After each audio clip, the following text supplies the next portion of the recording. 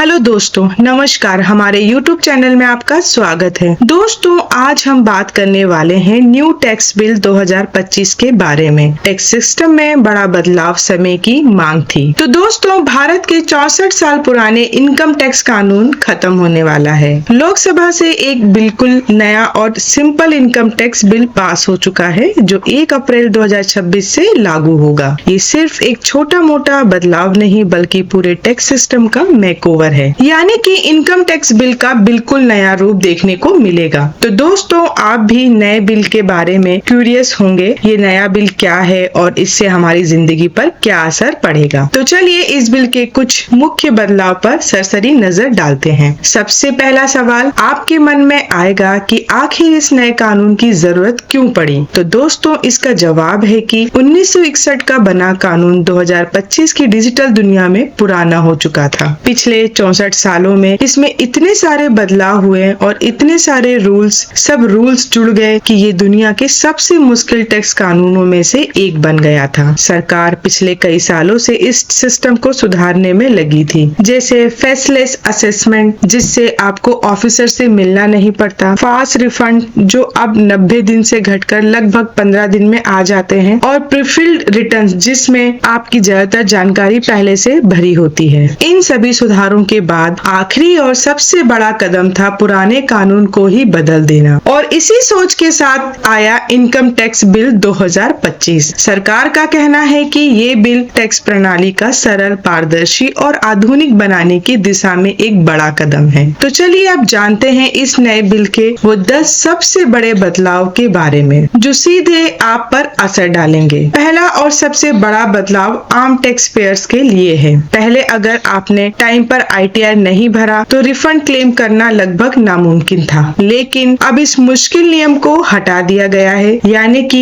देर से return file करने पर भी रिफंड मिलना आसान हो जाएगा। ये सबसे बड़ी राहत होगी टैक्स पेयर्स के लिए। दूसरा बड़ा बदलाव सैलरी क्लास और पेंशनर्स के लिए है। रिटायरमेंट पर मिलने वाली ग्रेचुइटी और कम्यूटेड पेंशन पर टैक्स छूट के नियम अब और भी साफ कर दिए गए हैं। पहले बहुत सारे कंफ्यूजन और कॉम्प्लिकेशन थे, पर अब इसमें कोई कंफ्यूजन नहीं रहेगा और ये फायदा फैमिली को मिलने वाले पैसों पर भी लागू होगा। तीसरा बदलाव TDS में हुआ है। पहले जहां TDS स्टेटमेंट में गलती सुधारने का समय 6 साल था, वहीं इसे घटाकर अब 2 साल कर दिया गया है। 6 साल के लंबे समय की वजह से मिसमैच की दिक्कतें बहुत होती थी, पर अब इससे TDS मिसमैच वाली दिक्कतें बहुत कम हो जाएंगी और आपका पैसा अटकेगा नहीं। चौथा बदलाव बड़े प्रोफेशनल्स के लिए है। अब तक 50 करोड़ से ज्यादा टर्नओवर पर डिजिटल पेमेंट लेने का नियम सिर्फ बिजनेस के लिए था। अब इसमें प्रोफेशन शब्द भी जोड़कर इसका दायरा बढ़ा दिया गया है। इसका मतलब बड़े डॉक्टर्स, वकील और CA को भी अब ये नियम मानना होगा। पांचवा बदलाव है LLP को मिली छूट। अब अगर किसी LLP को सिर्फ कैपिटल गेन से इनकम हुई है और उसने कोई दूसरा डिडक्शन क्लेम नहीं किया है, तो उसे अल्टरनेट मिनिमम टैक्स यानी AMT